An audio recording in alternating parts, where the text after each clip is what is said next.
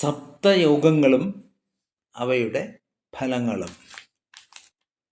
ഗ്രഹങ്ങൾ 7 രാശികളിലായി, അതായത് എവിടെയെങ്കിലും 7 രാശികളിലായി നിന്നാൽ വല്ലകി യോഗവും, 6 രാശികളിലായി നിന്നാൽ ദാമിനി യോഗവും, 5 രാശികളിലായി നിന്നാൽ പാശയോഗവും, 4 രാശികളിലായി നിന്നാൽ കേദാരയോഗവും, 3 രാശികളിലായി നിന്നാൽ ശൂലയോഗവും, 2 രാശികളിലായി നിന്നാൽ യുഗയോഗവും, 1 നിന്നാൽ ഗോളയോഗവും ഭവിക്കും.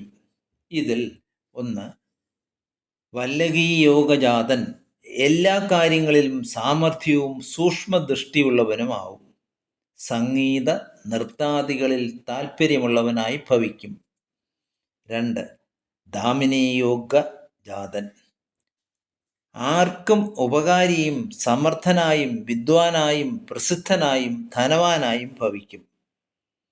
3, പാശയോഗജാതൻ സൽ സ്വഭാവം കൊണ്ട് ധനം സമ്പാദിക്കുന്നവനായും ബഹുസമർത്ഥനായും ധാരാളമായി സംസാരിക്കുന്നവനായും പുത്രഭാഗ്യമുള്ളവനായും ഭവിക്കും.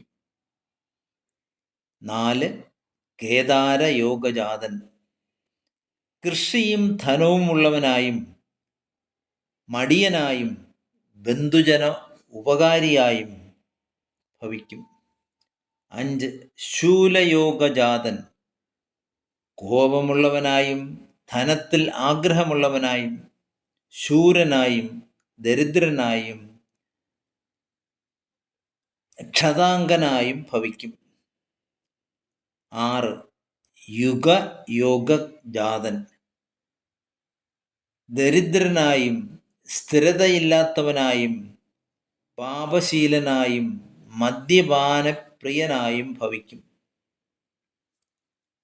7, ഗോളയോഗജാതൻ നിർധനനായും അലസനായും സഞ്ചാരിയായും മൂഢനായും ഭവിക്കും.